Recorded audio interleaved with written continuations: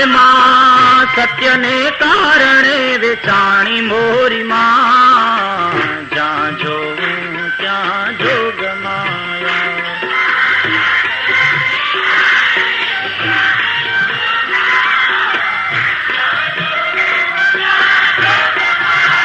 એ તને ચારે વેદમાં વખાણી મોરી માં, જ્યાં જોવું ત્યાં જોગ માયા.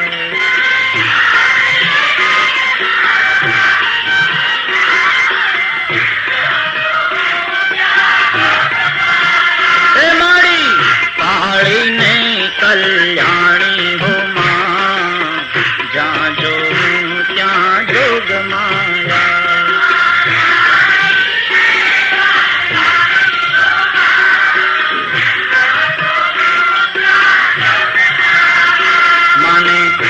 જાતે યુગમાં જાણી હો માં, જ્યાં જોવું ત્યાં જોગ માયા.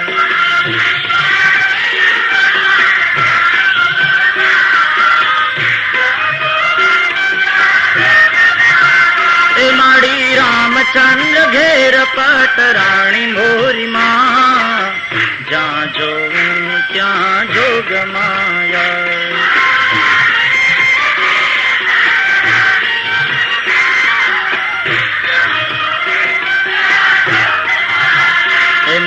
સીતાજી કે વાણી હો માં, જ્યાં જોવું ત્યાં જોગ માયા.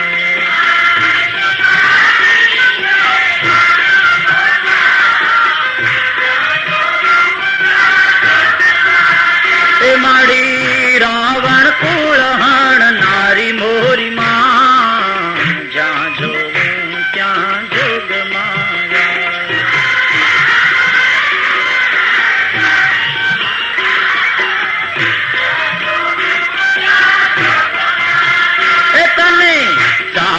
વેદમાં વખાણી મોરી માં, જ્યાં જોવું ત્યાં જોગ માયા.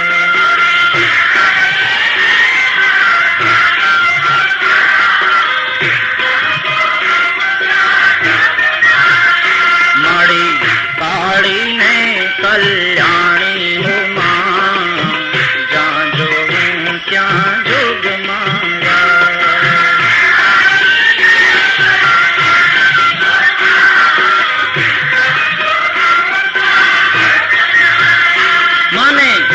જાતે યુગમાં જાણી મોરી માં, જ્યાં જોવું ત્યાં જોગ માયા.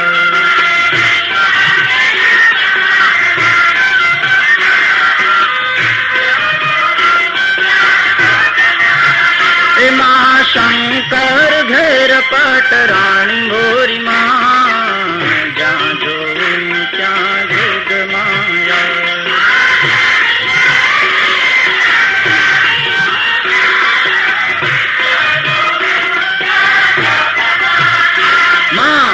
ભવાની કે વાણી હો માં, જ્યાં જોવું ત્યાં જોગ માયા.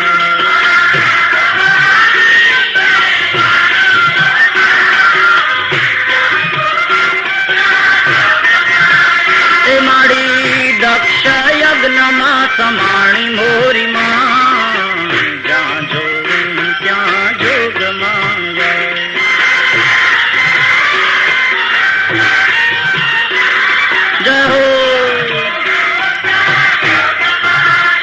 મારી અસુર કુળહણ નારી મોરી માં, જ્યાં જોવું ત્યાં જોગ માયા.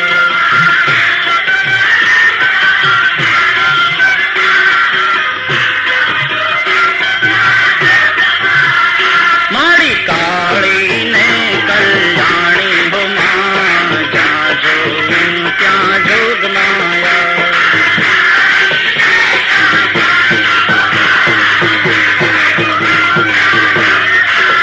મને ચારે વેદમાં વખાણી મોરી માં, જ્યાં જોવું ત્યાં જોગ માયા.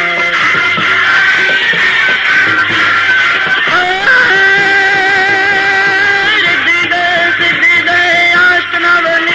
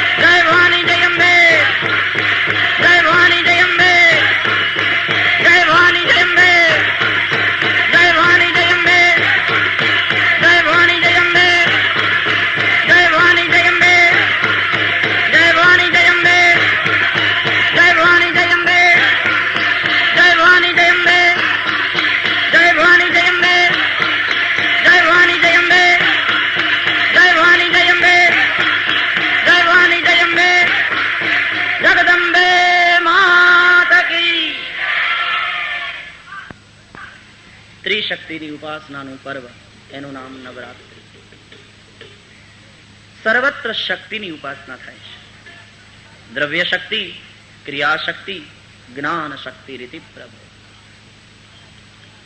કઈ રીતે સર્જન વિસર્જન પાલન થાય છે તે બતાવે. ध्यान दो. जब हम भोजन करते हैं तो जो भोजन है, अन्न है, ये द्रव्य शक्ति है. भोजन किया એટલે કામ કરવાની શક્તિ આવી. ખાધા વિના કામ થઈ શકે નહીં. પેટ્રોલ ન પૂરો તો ગાડી ચાલે નહીં. ભોજન કર્યું એટલે કામ કરવાની શક્તિ આવી. એટલે થયું છે શું? બોલે દ્રવ્ય શક્તિનું રૂપાંતર ક્રિયા શક્તિમાં થયું. શરીરમાં એવું ગોઠવ્યું છે ભગવાને યંત્ર કે દ્રવ્ય શક્તિનું રૂપાંતર ક્રિયા શક્તિમાં થાય છે. અને એ ક્રિયા શક્તિને ગાઈડન્સ આપનારી શક્તિનું નામ જ્ઞાન શક્તિ. કઈ રીતે સર્જન થયું? પૃથ્વીનો પ્રારંભવાદ શ્રીમદ ભાગવતના દ્વિતીય સ્કંદમાં બતાવ્યો છે. સૌ પ્રથમ તો એકમ એવ દ્વિતીયમ પરમાત્મા, ભગવાન સિવાય બીજું કંઈ હતું નહીં. ત્યારે ઈશ્વરને એકમાંથી અનેક થવાનું મન થયું. દ્રશ્ય હતું પણ દ્રષ્ટા હતો પણ દ્રશ્ય નહોતું. એકલા કંટાળો આવ્યો. પોતાની જાતને અસહ્ય માની દ્રશ્ય નિર્માણ કરવાનું મન થયું. આપણે ઘરમાં એકલા હોઈએ છતાં એકલા નથી હોતા. આપણી પાસે દ્રશ્ય છે, ટેલિવિઝન છે, ટાઈપ રેકોર્ડર છે, બીજો કઈ મેગેઝિન છે, વાંચીએ છીએ. સાવ એકલા નથી. પરમાત્માની પાસે કઈ દ્રશ્ય જ નહોતું. એટલે હવે દ્રશ્ય નિર્માણ કરવાનું મન થયું. ભગવાનને થયું મારા સિવાય તો અહીંયા કઈ છે નહીં. પોતે જ એકમાંથી અનેક થવાનો વિચાર કર્યો. એકો મેં બહુશ્યામ, હું એક છું, હવે અનેક થાઉં. નિર્ગુણ નિરાકાર કઈ લીલા કરી શકે નહીં. એટલે એણે 3 ગુણનો સ્વીકાર કર્યો: સત્વ, રજ અને તમ. એ 3 ગુણો પરસ્પર ભેગા ન મળી શક્યા. ત્યારે એમાં કાળ નામનું ચોથું તત્વ ઉમેરાયું. એટલે 3 ગુણોનું સ્વભાવથી રૂપાંતર થયું અને એમાં મહત તત્વ થયું. આ રાસાયણિક ક્રિયા જેવી વાત છે. અમુક પદાર્થો અમુકમાં દ્રાવ્ય ન હોય ત્યારે એમાં એસિડ નાખીએ તો રાસાયણિક ક્રિયા થાય. સત્વ, રજ અને તમ, આ 3 ગુણો પરસ્પર ભેગા ન મળી શક્યા. ત્યારે કાળ નામનું ચોથું તત્વ એમાં ઉમેરાયું. એને એસિડ સમજો. એટલે હવે રાસાયણિક ક્રિયા થઈ. કેમેસ્ટ્રી લો છે કે રાસાયણિક ક્રિયા થઈ ગયા પછી રાસાયણિક ક્રિયામાં ભાગ લેનારા પદાર્થો પોતાના મૂળ ગુણધર્મને ગુમાવી અને નવા ગુણધર્મ વાળા થાય છે. 3 ગુણોનું સ્વભાવથી રૂપાંતર થયું. એમાંથી મહત તત્વ થયું. મહત તત્વમાંથી 3 પ્રકારના અહંકાર થયા: તામસ અહંકાર, રાજસ અહંકાર અને સાત્વિક અહંકાર. તામસ અહંકારમાંથી 5 મહાભૂત થયા: આકાશ, આકાશથી વાયુ, વાયુથી તેજ, તેજથી જળ અને જળથી પૃથ્વી. 5 મહાભૂતની 5 તન્માત્રા થઈ: શબ્દ, સ્પર્શ, રૂપ, રસ અને ગંધ. આખું ટેબલ તૈયાર કરવા જેવું છે. સત્વ, રજ અને તમ 3 ગુણોને ભેગા કરો. પછી એમાં કાળ કર્મને સ્વભાવને મેળવો. એ બધાની ખીચડી થાય. એ બધા ભેગા થાય અને પરિણામ શું? મહત તત્વ.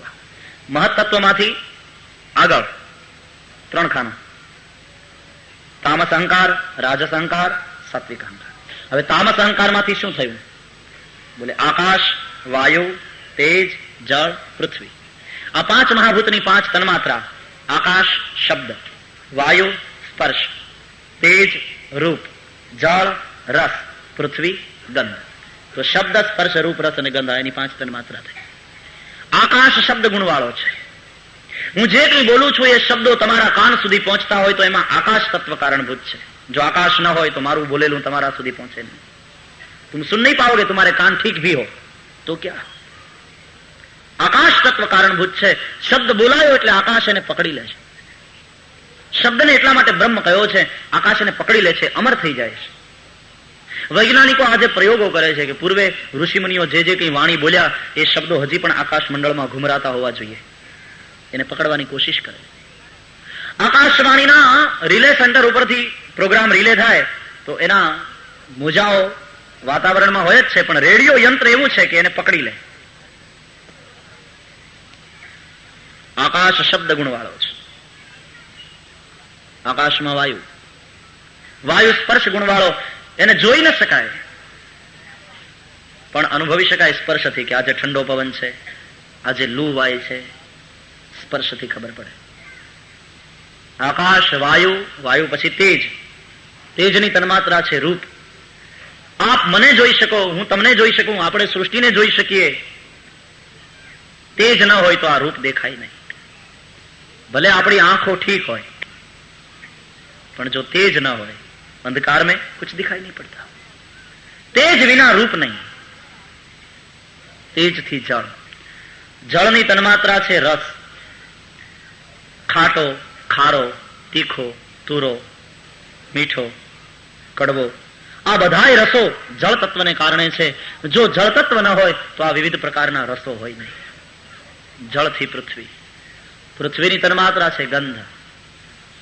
પુષ્પ હોય કે એમાંથી બનાવેલું અત્તર હોય કે ગુગળ હોય કે કોઈ ધૂપ હોય, પણ જે ગંધ છે એ પૃથ્વીને કારણે છે. જો પૃથ્વી ન હોય તો ગંધ ન હોય.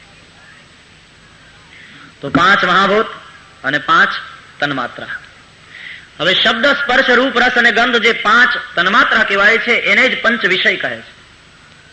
અને આ પંચ વિષયના જ્ઞાન માટે 5 જ્ઞાનેન્દ્રિય થઈ રાજસ અહંકારમાંથી, जिससे ज्ञान होता है. શબ્દનું જ્ઞાન થાય એટલા માટે કાન, સ્પર્શનું જ્ઞાન થાય એટલા માટે ત્વચા, ચામડી. કાનથી શબ્દનું જ્ઞાન થાય, ત્વચાથી સ્પર્શનું જ્ઞાન થાય. ગરમ, ઠંડુ, લીસું, ખરબચડું, બૂઠું, તીક્ષ્ણ, સ્પર્શનું જ્ઞાન ત્વચાથી થાય. શબ્દ, સ્પર્શ, પછી રૂપ, રૂપનું જ્ઞાન આંખથી. શબ્દ, સ્પર્શ, રૂપ, રસ, રસના જ્ઞાન માટે રસના. એટલા માટે જીભને રસના કહેવામાં આવે છે, जिसके द्वारा रस का ज्ञान होता है. ખાટો, ખારો, તીખો, મીઠો, મોળો, કડવો, તુરો ખબર પડે. મીઠું ઓછું છે, મરચું વધારે છે. લૂલી કઈ હેરાન કરે જમતી વખતે, આ ઠીક નથી થયું, આમ છે. रसना के द्वारा रस का ज्ञान होता है. અને પછી શબ્દ, સ્પર્શ, રૂપ, રસ, ગંધ. તો ગંધના નાક માટે નાક. આ 5 જ્ઞાનેન્દ્રિયો છે. કાન, ત્વચા, આંખ, જીભ અને નાક. આ 5 ને જ્ઞાનેન્દ્રિય કહે છે. જ્ઞાન તો થયું. દાખલા તરીકે નાક દ્વારા જ્ઞાન થયું ગંધનું. શું? ક્યાંક ભજીયા તળાતા લાગે છે, જ્ઞાન હુઆ. એટલે જીભ સળવળી. નાકને જ્ઞાન થયું કે ભજીયા તળાય, તો જીભ સળવળી. જીભ સળવળે ખરી, પણ હવે એ કઈ થોડી બનાવી શકે. નથી નાક બનાવી શકવાનું ભજીયા, કે નથી જીભ બનાવી શકવાની. બનાવવા માટે તો કર્મેન્દ્રિય જોઈએ ને. એટલે 5 કર્મેન્દ્રિય થઈ રાજસ અહંકારમાંથી જ. ઠીક છે, ધ્યાન રહે. તામસ અહંકારમાંથી 5 મહાભૂત અને 5 તન્માત્રા. રાજસ અહંકારમાંથી 5 જ્ઞાનેન્દ્રિય અને 5 કર્મેન્દ્રિય. તો 5 કર્મેન્દ્રિય થઈ. હાથ, પગ, મોઢું જે બોલવાનું કામ કરે, અને મળમૂત્રના દ્વાર. 5 કર્મેન્દ્રિય છે. કર્મેન્દ્રિય હોય તો પછી કામ થાય ને. નાક દ્વારા જ્ઞાન થયું કે ક્યાંક ભજીયા તળાય છે, અને જીભને સળવળાટ થયો, ખાવાનું મન થયું, તો ઘરે બનાવવા જોઈએ. પાડોશી ને ઘેર જઈને થોડું ગોઠવાઈ જવાય કે મન પીરસી દો પેલા. ખુદ બનાના પડે. એટલે 5 કર્મેન્દ્રિય.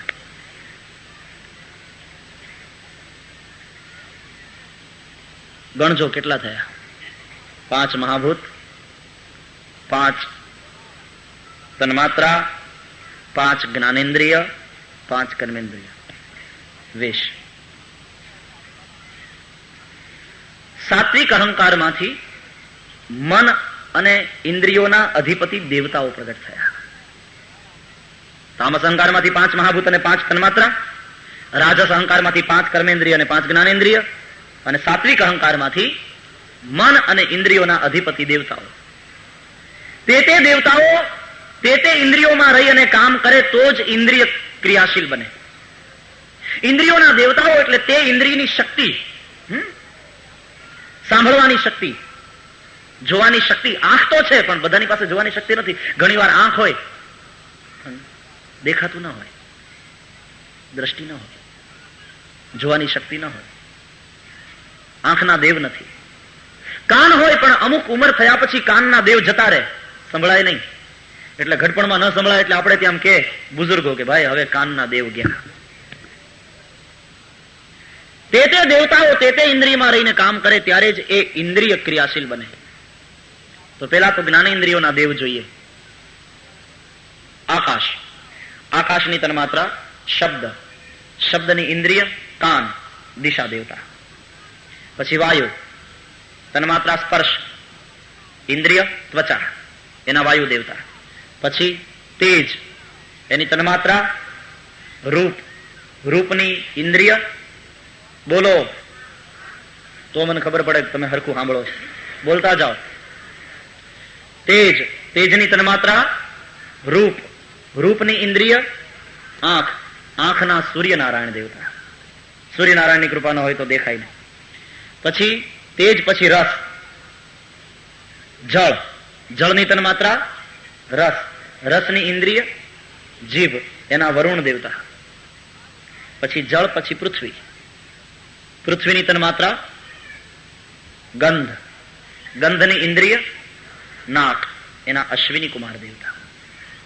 ફરીથી આકાશ, આકાશની તન્માત્રા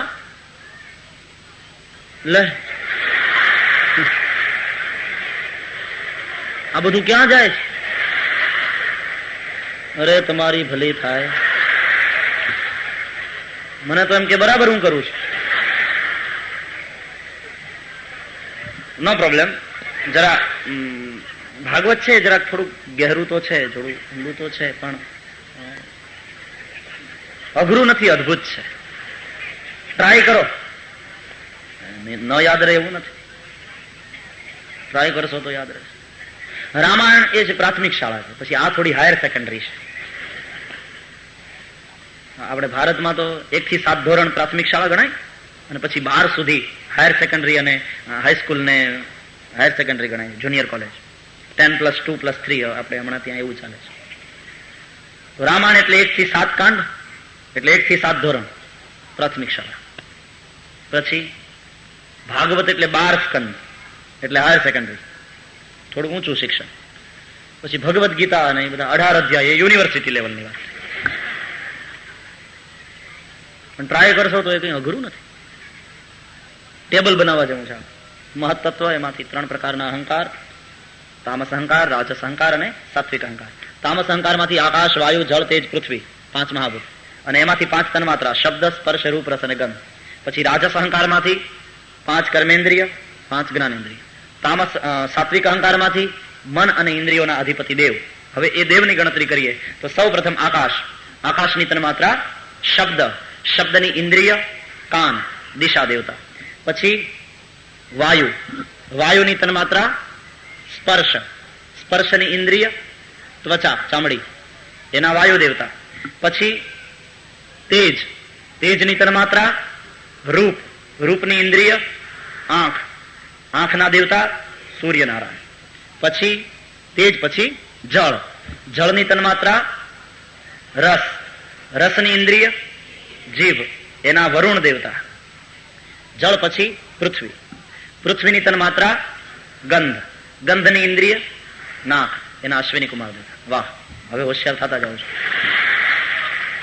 જવાબ દેતા જાઓ ખબર પડે કે આ એમને નથી જાતું બધું.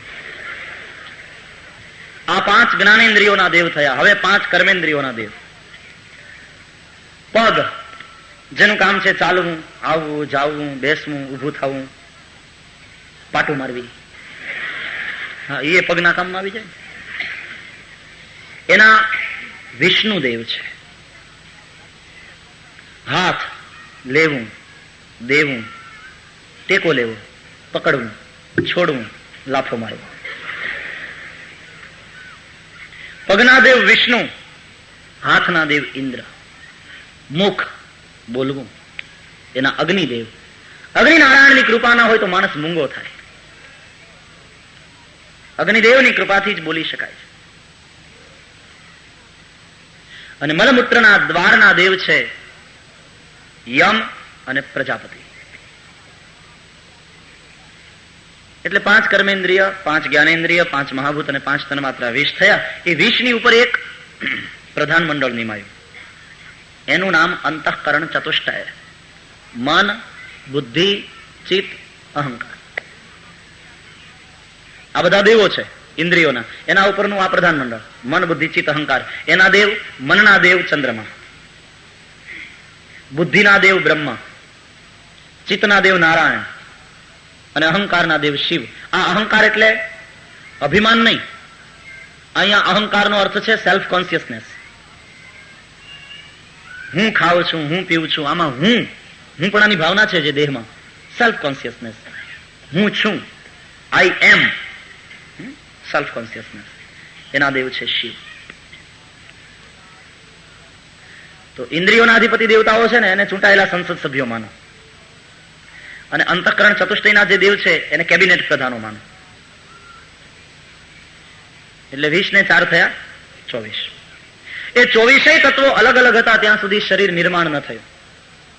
પણ 24 તત્વો પરસ્પર ભેગા મળ્યા ત્યારે હવે શરીર નિર્માણ થયું. રેડિયોના સ્પેર પાર્ટ્સ અલગ અલગ હોય તેથી કરીને કઈ રેડિયો તૈયાર ન થઈ જાય, એને એસેમ્બલ કરવા જોઈએ ને, એને યોગ્ય રીતે ગોઠવવા જોઈએ. ટ્યુનિંગને ઠેકાણે ટ્યુનિંગ, વોલ્યુમને ઠેકાણે વોલ્યુમ, બેન્ડને ઠેકાણે બેન્ડ, બધું યોગ્ય રીતે ગોઠવવું જોઈએ, એસેમ્બલ કરવા જોઈએ બધા પાર્ટ્સને. ત્યારે રેડિયો તૈયાર થાય. તો 24 સ્પેર પાર્ટ્સ ભેગા થયા, 24 તત્વો ભેગા થયા એટલે શરીર નિર્માણ થયું, રેડિયો તૈયાર થયો. એ શરીર જળમાં નિશ્ચેષ્ટ પડ્યું રહ્યું ઘણા બધા સમય સુધી. ત્યારે એમાં પ્રાણ નામના 25મા તત્વે પ્રવેશ કર્યો. એટલે એમાં ચેતના. રેડિયો તૈયાર થઈ જાય પણ એમને કઈ રેડિયો વાગવા ના માંડે. એમાં તમે પાવર સેલ ન નાખો અથવા તો ઇલેક્ટ્રિક સાથે એનું કનેક્શન ન કરો, પાવર ના હોય તો રેડિયો સાજો હોય, સારો હોય, તેથી શું? પ્રાણ નામનું 25મું તત્વ આવ્યું, એ પાવર છે, શક્તિ. પ્રાણ એટલે પ્રાઇમ મિનિસ્ટર. અંતઃકરણ ચતુષ્ટયના દેવતાઓ તે કેબિનેટ પ્રધાનમંત્રી, અને ઇન્દ્રિયોના દેવતાઓ એ બધા સંસદ સભ્યો. એટલે આમ આખું કાર્ય ચાલે બધું. આ સમજવા જેવું છે. આ બધું એકાદ સંસદ સભ્ય અથવા એકાદ કેબિનેટ પ્રધાન રાજીનામું આપી દે, રિઝાઇન કરે, તેથી કરીને ગવર્મેન્ટ ડિસોલ્વ ન થાય. પણ જો પ્રાઇમ મિનિસ્ટરે રિઝાઇન કર્યું તો ઓટોમેટિક આખી ગવર્મેન્ટ. એમ એકાદ ઇન્દ્રિયના દેવતા વયા જાય, કાનના દેવ જાય, આંખના દેવ જાય, હાથના દેવ જાય, પગના દેવ જાય, તેથી કરીને કઈ આ ગવર્મેન્ટ વિખાઈ ન જાય. પણ જો પ્રાણ નામના પ્રાઇમ મિનિસ્ટરે રાજીનામું આપ્યું તો ઓટોમેટિક આખી ગવર્મેન્ટ.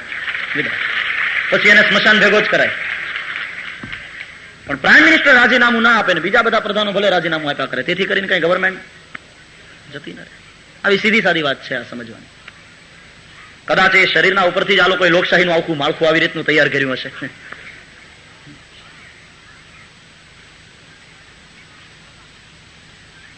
અંદર જે પેલો આત્મા છે ને એ સાક્ષી બનીને જોયા કરે છે. He is president. પ્રેસિડેન્ટ જોયા કરે, હી ઇઝ નોટ એક્ટિવ. એ બંધારણીય વડો છે, રાષ્ટ્રપતિ. જોયા કરે, કોઈ કહે તો સહી કરી દે, સિક્કો મારે. साक्षी बना रहता है, भीतर बैठा हुआ वो प्रेसिडेंट. साक्षी भाव, वो इन्वॉल्व नहीं होता. आत्मा देखा करता है. मैं सबके भीतर बैठा हूं, प्रभु ने कहा, लेकिन साक्षी भाव, मैं कुछ करता नहीं, जो हो रहा है मैं देख रहा हूं, साक्षी हूं, किसी में इन्वॉल्व नहीं होता. બંધારણીય વડો છે, રાષ્ટ્રપતિ. પ્રાણ પંચ છે, પ્રાણ, અપાન, વ્યાન, ઉદાન, સમાન, એના 5 પ્રકાર છે. એ પછી જુદા જુદા કાર્ય કરે છે. બધી યોગની બહુ લાંબી વાત છે. હવે શરીર નિર્માણ થયું, એમાં પ્રાણ નામનું 25મું તત્વ આવ્યું, એટલે એમાં ચેતન આવ્યું. આખી કલ્પના માના ગર્ભની છે. ભાગવતની સમાધિ ભાષા છે. માના ઉદરમાં આ જ રીતે બધા તત્વો ભેગા થાય છે અને શરીર ધીમે ધીમે ધીમે ગંઠાતું જાય છે, બંધાતું જાય. 1 માસ, 2 માસ, 3 માસ, ઇન્દ્રિયો આવતી જાય છે, બધા તત્વો ભેગા થતા જાય છે. 24 તત્વો ભેગા થઈ જાય, શરીર તૈયાર થઈ જાય. પછી 6 માસ પરિપૂર્ણ થતા એમાં પ્રાણ નામનું તત્વ આવે છે. એટલે એમાં પછી ચેતન આવે છે. ત્યારે એ બાળક માના ઉદરમાં પાણીની અંદર ફરતું હોય છે. માં મહેસૂસ કરે છે બાળકને ફરતું. પણ તેથી પાવર છે તેથી કરીને કઈ રેડિયો બોલવા ના માંડે. પછી બટન ઓફ કરવું, ઓન કરવું જોઈએ ને. પાવર તો હોય, બટન ઓન કરવું જોઈએ. ઘણો બધો સમય એ શરીર નિશ્ચેષ્ટ પડ્યું રહ્યું જળમાં. પ્રાણ નામનું 25મું તત્વ એની અંદર આવ્યું અને એ પછી થોડા સમયે એ વિરાટ પુરુષ જળની બહાર નીકળ્યો. વેદોએ સહસ્ર શિરખાથી એની સ્તુતિ કરી એટલે હવે જન્મ થયો. समाधि भाषा છે ભાગવતની. वाच्यार्थ कुछ और है, व्यंग्यार्थ कुछ और है. वेदों एनी स्तुति करी. ये सामान्य घटना नहीं है, ये परम तत्व ही अवतरित हुआ है. प्रभु का ही एक अंश अवतरित हुआ है. भगवान ज एक ना अनेक थया છે. ये सामान्य घटना नहीं. जब जीव सृष्टि शुरू हुई પછી તો રેડિયોનું બટન ઓન થયું એટલે પછી વાગવા માંડ્યો. પછી તમને ફાવે એવા સ્ટેશન પકડો, ક્યાંક ગાતા હોય, ક્યાંક રોતા હોય, ક્યાંક નાચતા હોય, બધું જુદા જુદા સ્ટેશનો આવે અને તમને ફાવે એવું વોલ્યુમ રાખો, હાઈ કે લો. કથામાં ધૂન બોલવાની હોય તો એકદમ લો વોલ્યુમ, પડોશી હારે ઝઘડવાનું હોય તો હાઈ વોલ્યુમ. હા, રેડિયો તમારો એટલે તમે સ્વતંત્ર. અહીંયા કેટલું કહીએ વોલ્યુમ વધારો. જો કે અહીં લંડનમાં સારું છે, તમે બધા વોલ્યુમ વધારીને જ બેઠા, સરસ ઝીલો છો. પછી ઘણા ઠેકાણે રેડિયોની ફ્રીક્વન્સી નબળી હોય બહુ, એક સાથે બે બે ત્રણ ત્રણ સ્ટેશન પકડાય એક સાથે. એક ભાઈ મને કહેતા હતા, મને કે મારો રેડિયો ચમત્કારી છે. મેં કહ્યું કેમ? મને કે આને ઓન ઓફ નું બટન નથી. મેં કહ્યું તો એને ચાલુ બંધ કેમ કરો? મને કે સુવડાવી દઉં બંધ થઈ જાય, બેહાડું તો બોલે. મેં કહ્યું તો ચમત્કારી કર. અને ખરેખર એને મને બતાવ્યું, આમ બેસાડ્યો, બોલ્યો અને આમ સુવડાવી દીધો, ચૂપ થઈ ગયો. મને કે જોયું, સુઈ ગયો. કઈ વાયર અંદર કનેક્ટ ડિસ્કનેક્ટ થઈ જતું હશે. પછી મને કે આને ઓલું ટ્યુનિંગ નું ચકરડું નથી, ખોવાઈ ગયું. છોકરાઓ રમતા રમતા ક્યાં કાઢી નાખી દીધું. મેં કહ્યું તો પછી સ્ટેશન કેમ બદલાવો? મને કે ડાબી બાજુથી એક થપાટ મારું તો વિવિધ ભારતી વાગે, જમણી બાજુથી ઢીકો મારું તો બોમ્બે એ બોલે, આગળથી મારું તો અમદાવાદ વડોદરા, પાછળથી મારું તો રાજકોટ. સરસ. મેં કીધું રેડિયો પૂરો ચમત્કારી. ઘણાના રેડિયા એટલા બધા બગડી ગયા હોય કે થપાટ ન મારો ત્યાં સુધી સ્ટેશન ન બદલાય. એને એમ કહે કે રહેવા દે, પણ ન માને. સ્ટેશન ન બદલાય એમ. જો થપાટ મારો સ્ટેશન ચેન્જ. બગડેલા રેડિયા એમાં બે બે ત્રણ ત્રણ સ્ટેશન એક સાથે વાગે ત્યારે તો બહુ કાન પડ્યું સંભળાય નહીં, નકરો ગોકીરો થાય, કાળો ભોકાહો બોલતો હોય, એકે સ્પષ્ટ ન સમજાય. ત્રણ ત્રણ સ્ટેશન વાગે.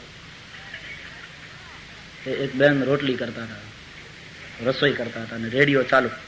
તમને ખબર હશે ભારતમાં અઠવાડિયાના અમુક વારે મહિલા મંડળનો કાર્યક્રમ આવે રેડિયો ઉપર. હવે સ્ટેશન મૂક્યું તો મહિલા મંડળનું, પણ એમાં સાથે સાથે બીજું સ્ટેશન પણ પકડાતું હતું. ત્યાં યોગના વર્ગો ચાલતા અને અહીંયા મહિલા મંડળ. તો કાર્યક્રમના અંતમાં પેલા પ્રવક્તાએ કહ્યું કે હવે આજની વાનગી, એટલે બેન બધું છોડીને નોટ અને પેન લેવા દોડ્યા કે વાનગી ઉતારેલી. શોખ હોય ને એવો, રેડિયોમાંથી ઉતારે, મેગેઝિનમાંથી, છાપામાંથી, પછી વાનગી બનાવે. બહેનો બનાવે વાનગી, પતિદેવના ખિસ્સામાંથી પૈસાની રવાનગી. ખાવા જેવી થઈ હોય તો ખાય, નહીં તો ઉકળે તો જાય. અમારે કાઠિયાવાડમાં એક બેને કઢી બનાવી, ઘરમાં કોઈએ ખાધી નહીં, ઉકળે નાખી. એક ગધેડું ઊંઘી ગયું, 15 દી ડોકાણું નહીં શેરીએ. કઢી સૂંઘી ગયું ને 15 દીનો ખાટલો થયો ગધેડાને. ખાટી બડા જેવી છાશ પણ આમ ખોપડીએ ચડી ગઈ. ખાધી હોત તો શું થાત?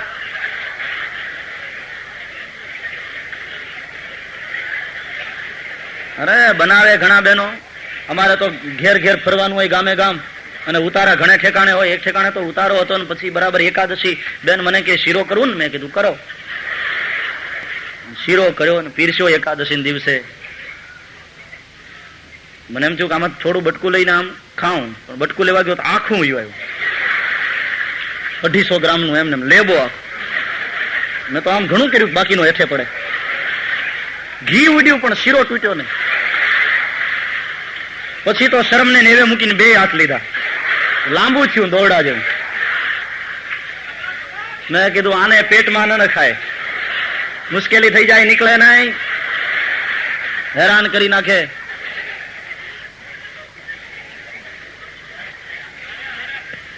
એટલે વાનગીનું તો એટલે પેન અને વાનગી બનાવવામાં એમાં ઘણા વખત પેલી મેગેઝિન માંથી ઉતારે ને બધું. મેં તો સાંભળ્યું છે કે ઘણે ઠેકાણે માતાઓ દીકરીને સાસરે વળાવે ત્યારે દાયજામાં ચોપડી આપે, ચાલો રસોડામાં. એ બેટા તું જરાય મંજાઈશ નહીં, તારો ધણી જે બનાવવાનું કે આના પાના ખોલજે, આમાં બધું છે. હવે આજે સારી સારી ચોપડીઓમાં પ્રિન્ટિંગ મિસ્ટેક નીકળે છે. પરણીને ગઈ સાસરે, ચોપડી હતી સાથે, શિયાળો આવ્યો, પતિ કે સાંભળ્યું શિયાળો ચાલે છે હમણાં, ક્યાંક પાક પાક બનાવ, સવારના બ્રેકફાસ્ટમાં લો, સારું રહે, મેથી બેથી નાખજે. આવડે જ ને? અરે કે આવડે નહીં. આવડતું નતું, ચોપડી. પેલો ઓફિસે ગયો, પછી આણે શરૂઆત કરી, ગુંદર પાકને વ્યવસ્થિત કેમ બનાવો એની આખી બધી સામગ્રી હતી, એની વિધિ હતી, એમાં કઈ કઈ વસ્તુ કેટલી કેટલી લેવી એ બધું આખું એનું લિસ્ટ હતું. પણ હવે પ્રિન્ટિંગ મિસ્ટેક, એટલે બાકીની બધી સામગ્રી બરાબર લખેલી, પણ ગુંદર ગ્રામ 500 ને બદલે ગુંદર ગ્રામ 5000, 1 મીંડું વધારે. પછી શુદ્ધિ પત્રક વાંચ્યું નહીં, એ ગુંદર ગ્રામ 5000 ને બદલે ત્યાં 500 વાંચ્યું, અને બીજી બધી સામગ્રી યોગ્ય રીતે લીધી ને ગુંદર ગ્રામ 5000 એટલે 5 કિલો લીધો અને બનાવી સામગ્રી. ગુંદર પાક તૈયાર થયો, ચોસલા પાડીને ડબ્બામાં ભરીને રાખી મૂક્યો. બીજા દિવસે પેલો સવારના ઓફિસે જવા માટે તૈયાર થઈને બ્રેકફાસ્ટ માટે બેઠો, કાચની પ્લેટ બેન પીરસી ગયા અને ચાનો કપ આપ્યો. પેલો કે પેલું બનાવ્યું કે નહીં? તો કે હા હમણાં લાવું. ડબ્બામાંથી લઈ આવ્યો, બટકું કાઢીને જા કાચની પ્લેટમાં નાખ્યું. ભારતમાં કોઈ ઠેકાણે મકાન બંધાતું હોય ને પથરાનો ખટારો આવે, એનું સાઈડનું પાટિયું ખુલે ને પછી જેમ પાણાનો હેઠે પડવાનો અવાજ આવે એવો અવાજ આવ્યો, ખડી. ઓલો કે તૂટે નહીં, આ શું બનાવ્યું? તો કે હા જો હાજર. સારું થયું, લે આ શિયાળામાં આમ જરાક આવું ખાય ને ઠીક રહે ઠંડીમાં. એટલે રાજી થઈને એ વળી તોડવા ગયો, બટકું ન તૂટ્યું. જોરથી આમ અંગૂઠા ઉપર વજન લગાડ્યું, તોડી નાખો, હલ્યું નહીં બટકું.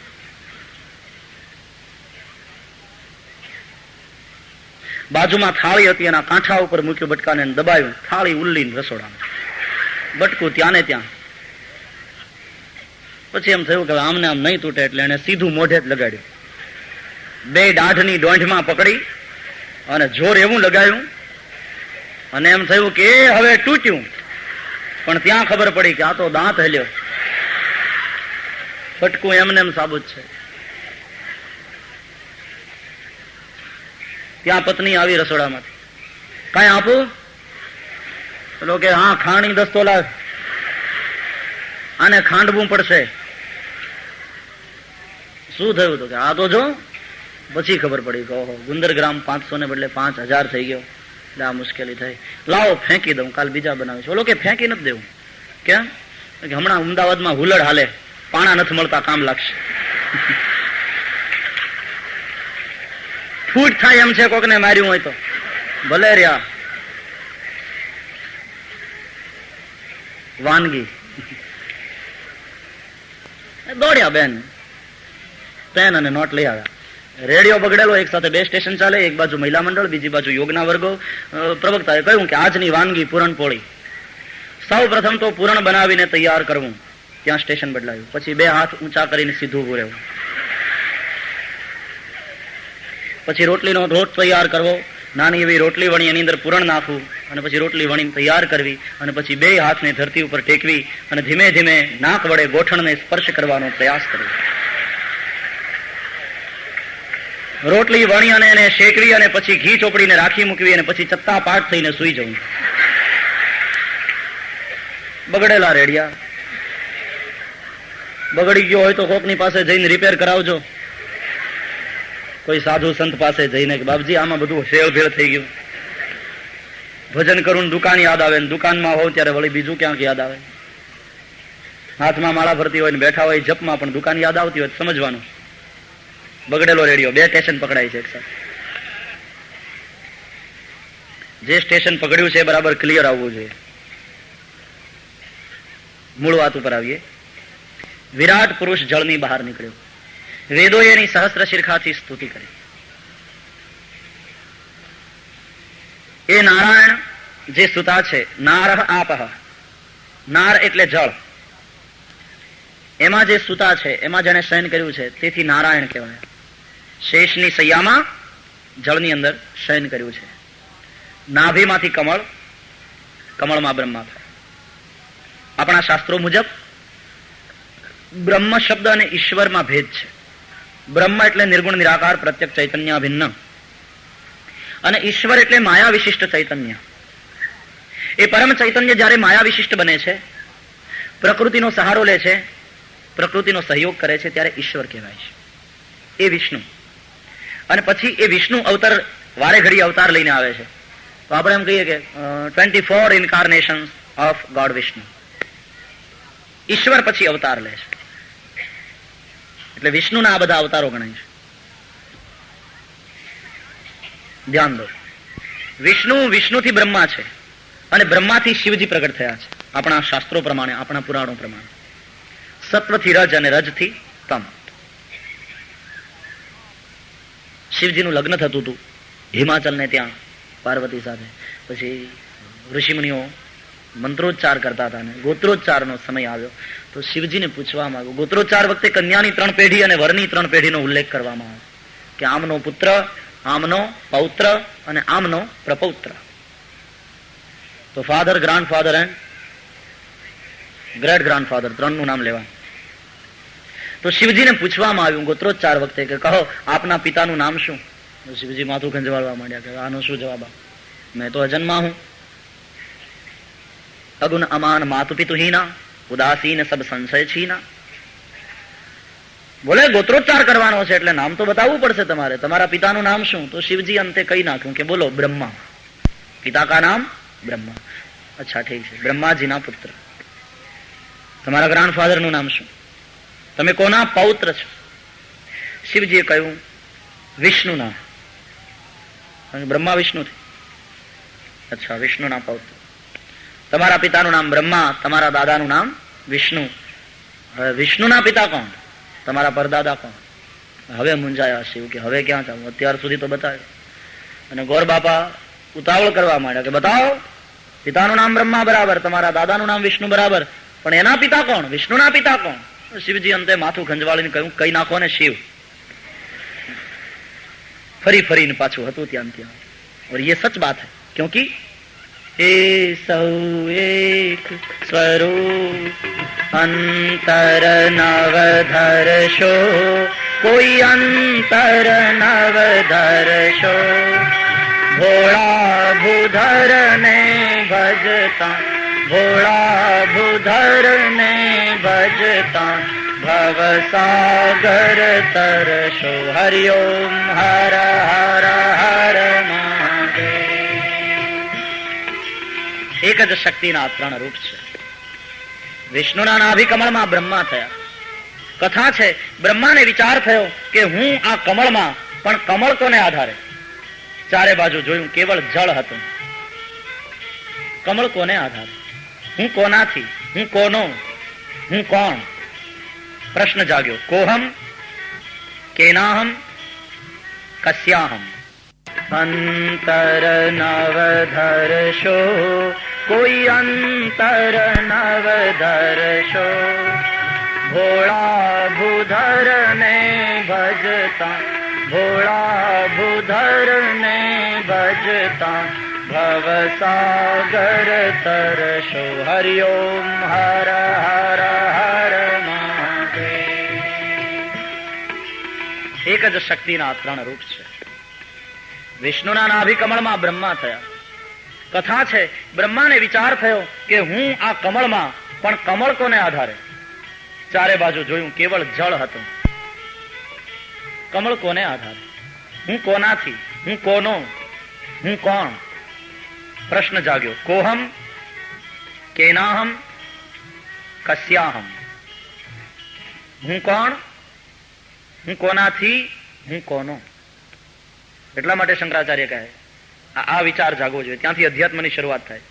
કસ્ત્વમ કોહમ કુત આયાત, કામે જનની કો મે તાત.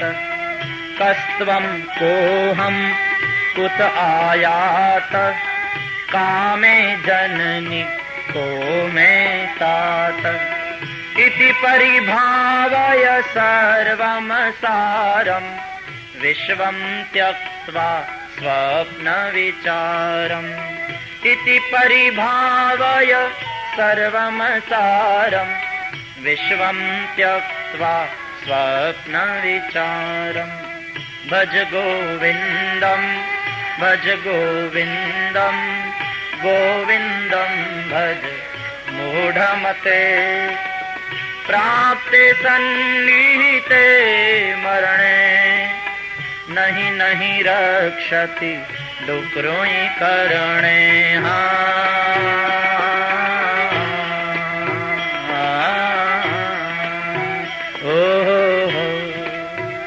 તું કોણ, હું કોણ, ક્યાંથી આવ્યા, માતા પિતા કોણ, ક્યાં જવાના,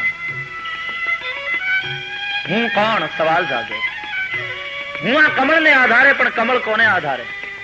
જીવ બુદ્ધિથી વિચાર કરે છે, હું કોણ, પોતાને જાણવાની કોશિશ કરે છે. આપણે બીજાને તો બધાને બહુ ઓળખીએ છીએ, પણ આપણે આપણને તો ઓળખતા નથી. સ્વને ઓળખો. કથા એવી છે કે બ્રહ્માજી આ હું કોને આધારે, આ કમળ કોને આધારે એ જોવા માટે કમળની દાંડલીમાં બેઠા. 100 વર્ષ સુધી ચાલ્યા, અંત ના આવ્યો. એનો અર્થ એ થયો કે બુદ્ધિથી કોઈ સ્વને અને સર્વેશ્વરને જાણવા માંગે 100 વર્ષ એટલે આપણું આયુષ્ય ખૂટી જાય તોય જાણી ન શકાય. કારણ બ્રહ્મ અતર કે બુદ્ધિ મનવાની. ઉપનિષદો પણ કહે નાયમ આત્મા પ્રવચને ન લભ્યો ન મેધયા ન બહુના શ્રુતેન નાયમ આત્મા બલહીને ન લભ્ય.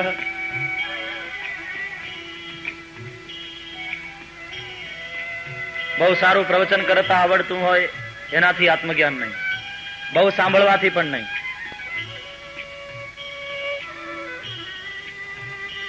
બળહીન દ્વારા પણ એનું જ્ઞાન ન થાય. કોને થાય? યમે વૈશ્વૃણુતે તે ન લભ્ય.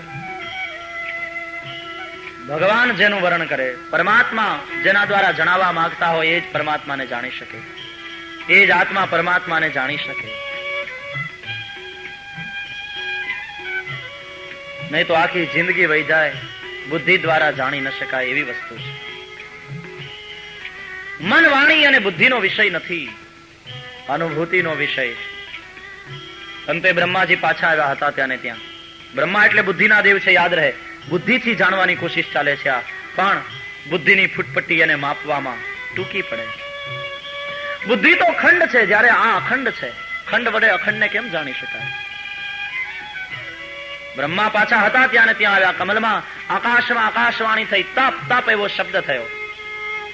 હવે બુદ્ધિનું બૂઠું શસ્ત્ર નીચે મૂક્યું અને શ્રદ્ધાપૂર્વક સાધના શરૂ કરી. બુદ્ધિનો સીમાડો, ત્યાંથી શ્રદ્ધાની શરૂઆત. બુદ્ધિ જ્યાં શરણાગતિ સ્વીકારે ત્યાંથી શ્રદ્ધાની શરૂઆત થાય. फिर तर्क का अंत हो जाता, अब श्रद्धा की शुरुआत हुई. અને કોક ઠેકાણું તો એવું છે કે જ્યાં માણસની બુદ્ધિ પહોંચી શકતી નથી, ત્યાં બુદ્ધિના તર્ક પહોંચી શકતા નથી. પછી ત્યાં બુદ્ધિના તર્કનો અંત આવે છે. બુદ્ધિ શસ્ત્ર હેઠા મૂકે છે, ત્યાં આસ્થા કરની પડતી है, वहां श्रद्धा करनी पड़ती है.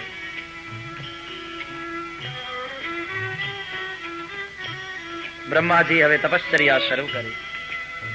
તો પછી બુદ્ધિ ભગવાને આપી શું કામ? બુદ્ધિ તો પ્રભુએ આપી છે. ગીતાજીમાં લખ્યું છે દદામિ બુદ્ધિ યોગમ તમ યેન મામુપયાન્તિ તે.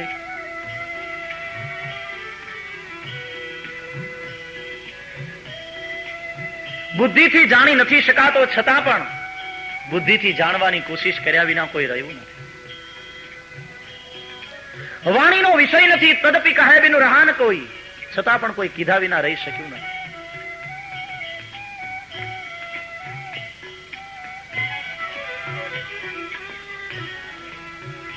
આ બુદ્ધિનો ઉપયોગ એટલા માટે કરવાનો છે કે ખબર પડી જાય કે આ ચાવીથી આ તાળું નહીં ખુલે. તમે જોયું હશે ઘણી વાર આપણી ચાવી ખોવાઈ જાય ને પછી આડોશી પાડોશીના જુડા ભેગા કરીએ ચાવીઓના, અને એમાંથી એક એક ચાવી પછી લગાડવાની કોશિશ કરીએ તાળાને ખોલવા માટે.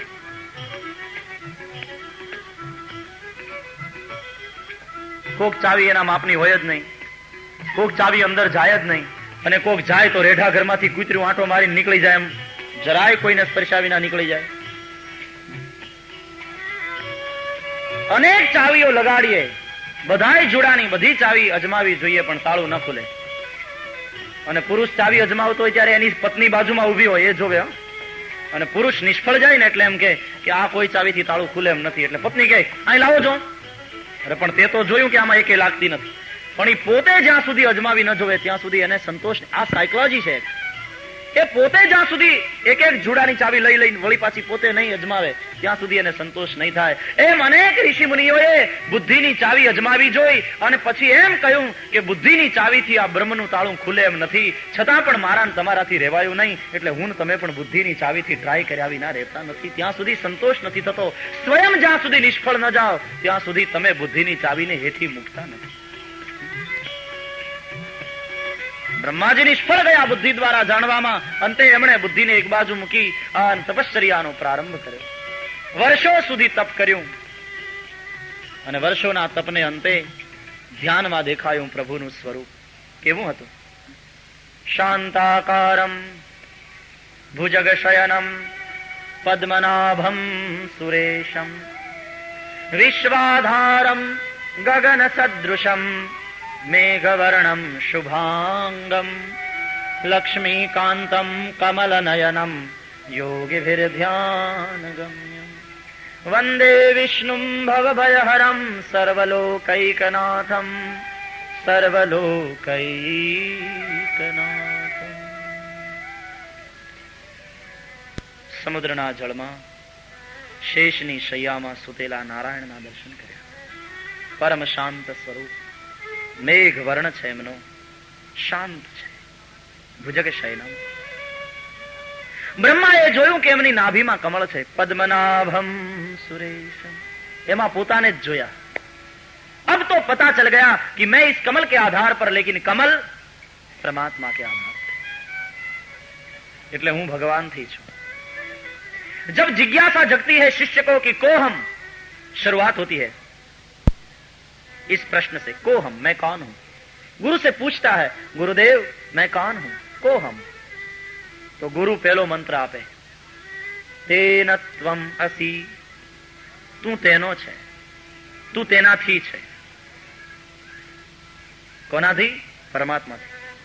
ઈશ્વર અંશ જીવ અવિનાશી ચેતન અમલ સહજ સુખરા મમૈવાંશો જીવલોકે જીવભૂત સનાતન મનઃષ્ઠાનિન્દ્રિયાણિ પ્રકૃતિસ્થાનિ કર્ષતિ.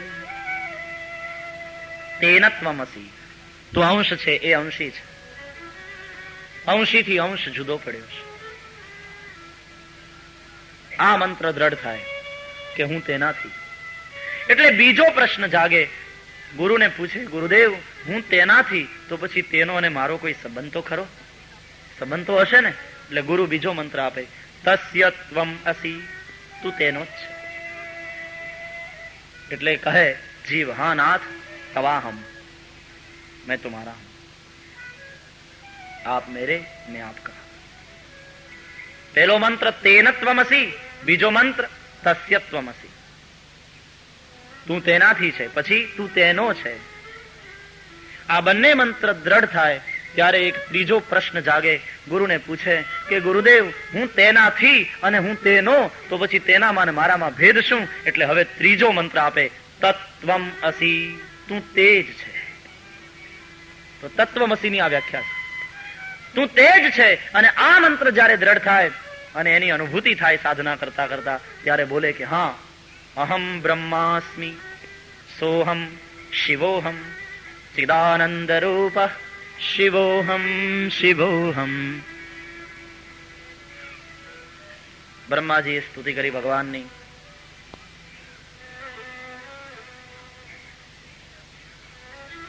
પ્રભુ આજ્ઞા કરો, હે બ્રહ્મા તમારા ઉપર કૃપા કરીને મારા દર્શન મેં તમને આપ્યા. હવે મારી આજ્ઞા છે તમે સૃષ્ટિના સર્જનનું કાર્ય સંભાળો. બ્રહ્માજીએ પ્રભુને વિનંતી કરી કે આપની આજ્ઞા શિરોમાન્ય, પણ પ્રભુ એવી કૃપા કરો કે મને સર્જનમાં મોહ ન થાય. આપણે આગળ જોઈ ગયા કે સર્જનમાં મોહ થાય છે, પાલનમાં અહંકાર થાય છે અને લયમાં શોક થાય છે. મને સર્જનમાં મોહ ન થાય એવી કૃપા કરો, નહીં તો હું પોતે બંધાઈશ.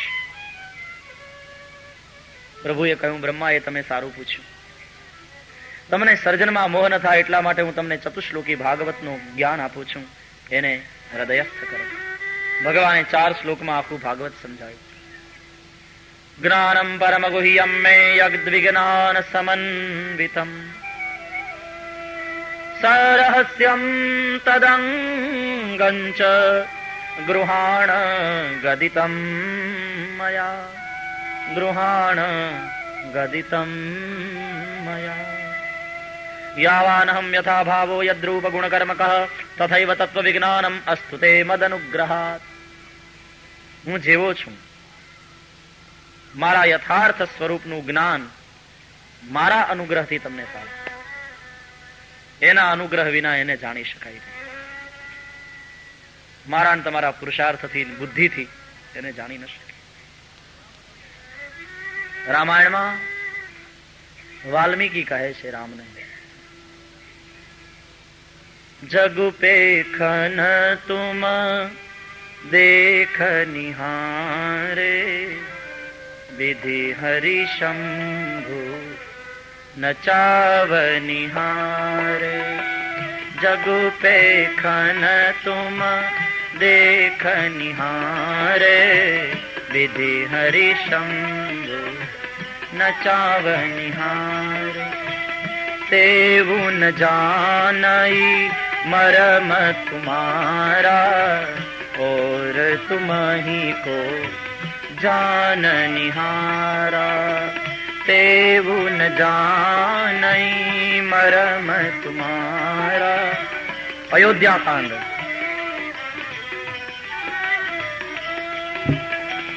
જગત દ્રશ્ય છે, આપ દ્રષ્ટા છો. વિધિ હરિશંભુ ને નચાવનારા છો.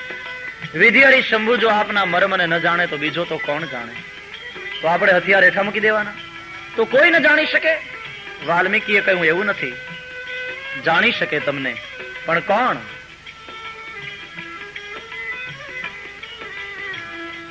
ઓ સોઈ જાનહી જેહી દેહુ જનાઈ जानत तुम ही होई जाई. सोई जानहि जेहि देहु जनाई जानत तुम ही होई जाई.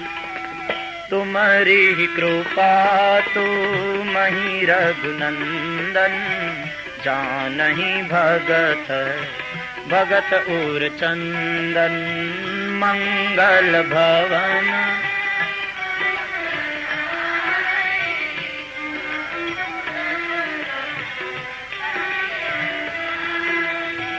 तुम्हारी कृपा तुम ही रघुनंदन जानहि भगत भगत उर चंदन मंगल भवन.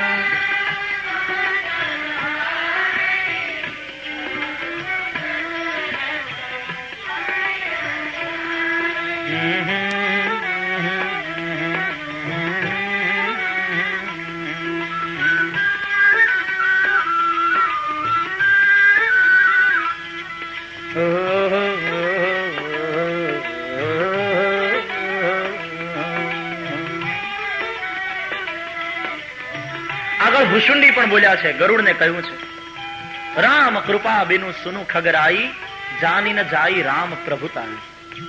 હે ખગપતિ, રામની કૃપા વિના રામની પ્રભુતાને જાણી શકાતી નથી.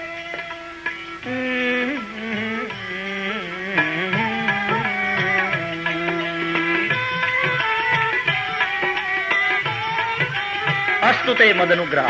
મારા અનુગ્રહથી તમને મારા વિશેનું જ્ઞાન થાય. યમે વૈ શૃણુતે તેન લભ્ય. ઉપનિષદો, રામાયણ, ભાગવત બધાને સરખાવો. 4 શ્લોકમાં આખું ભાગવત. ધ્યાન से सुनना. यह मेवा समेवाग्रे नान्यत यत् सद सत्परम.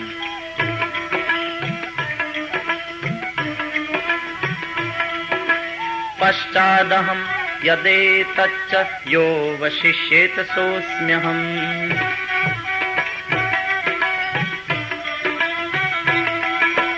अहमेव समेवाग्रे अन्यद्यत् सत्परम्।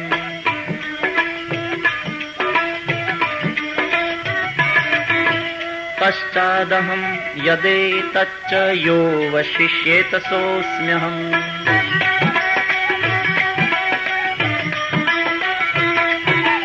ऋतेर्थं यत् प्रपीयेत न प्रपीयेत चात्मनि।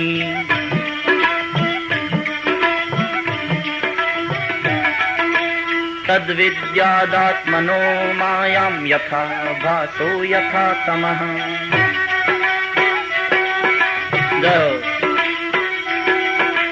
यथा महान्ति भूतानि भूतेषु चावचेष्वनो।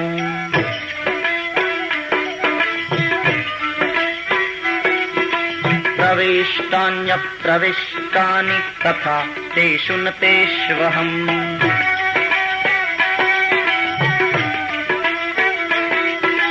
एतावदेव जिज्ञास्यं तत्त्वजिज्ञासुनात्मनः।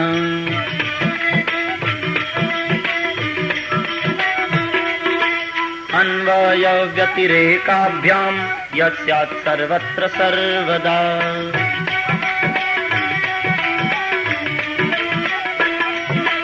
अहमेवासमेवाग्रे नान्यद्यत् सत्परम्। 4 શ્લોકમાં આખું ભાગવત. પ્રથમ શ્લોકમાં ભગવાને એમ કહ્યું કે હે બ્રહ્મા, આ જે કંઈ દેખાય છે એ બધું નહોતું ત્યારે પણ હું તો હતો. આ જે કંઈ દેખાય છે એમાં પણ હું વ્યાપક રૂપે રહેલો છું. અને આ જે કંઈ દેખાય છે બધું નહીં હોય, એ બધાનો નાશ થઈ જશે, પછી પણ હું તો હોઈશ જ. આ બધાનો નાશ થઈ ગયા પછી જે શેષ રહે, જેનો નાશ નથી, यो वशिष्येत सोऽस्म्यहम्। यह अवशिष्यते सह अस्मि अहम। તે હું છું જે વધે છે, જે શેષ રહે, શેષનો નાશ નથી.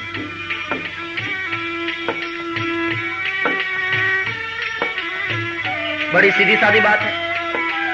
गणितना दाखला आवड़े ने? Let us try one. भागाकार 25 भाग्या 6. 6 ચોક ને 24. 25 માંથી 24 જાય, વધ્યો એક ને શું કહેવાય? શેષ. એ શેષ ને પછી પેલા 6 થી ભાગી શકાય? મતલબ એ થયો 6 છગડો એટલે કાળ, 25 એટલે આ પ્રકૃતિ, એમાં ઈશ્વર છે.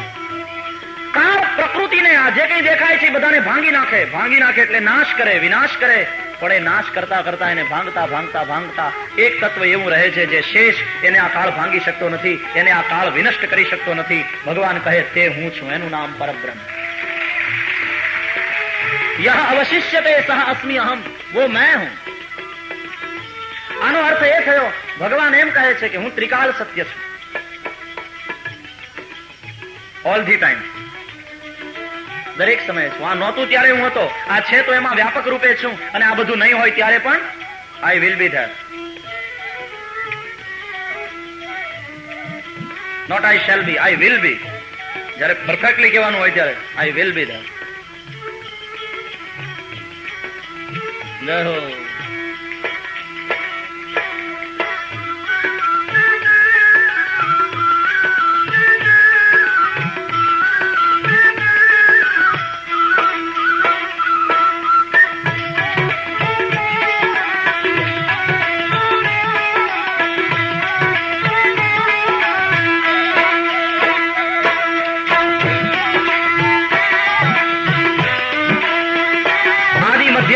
રહિત છું. બીજો સિદ્ધાંત નીકળ્યો, આદિ મધ્ય અંતથી રહિત છું. આદિ જ નથી એનો અંત હોય? અંત કોનો હોય? જેનો આદિ હોય. અને આદિ ને અંત ના હોય તો મધ્ય હોય? શક્ય છે? તાર્કિક બાત है, बड़ी सीधी सादी बात है. आदि मध्य अंतથી રહિત છું. ભાગવતની શોભાયાત્રા નીકળે, જ્યાંથી શોભાયાત્રા પસાર થઈ ચૂકી એ લોકોને માટે ભાગવતની શોભાયાત્રા ભૂતકાળ બની ગઈ, એ હમણાં અહીંથી નીકળી ગઈ. જ્યાંથી પસાર થઈ રહી છે અને લોકો દર્શન કરી રહ્યા છે એને માટે વર્તમાન કાળ પસાર થઈ રહી છે, દર્શન કરી રહ્યા છીએ. અને જ્યાં જે લોકો રાહ જોઈને ઉભા છે, જ્યાંથી પસાર થવાની છે એને માટે શોભાયાત્રા ભવિષ્યકાળ આવશે. પણ જે શોભાયાત્રામાં સાથે જ ચાલે છે એને માટે કયો કાળ? वर्तमान भी आप नहीं कह सकते, क्योंकि वर्तमान तो तब संभव है जब भूत और भविष्य हो, क्योंकि काल सापेक्ष है. जरा समझना, जैसे गति सापेक्ष है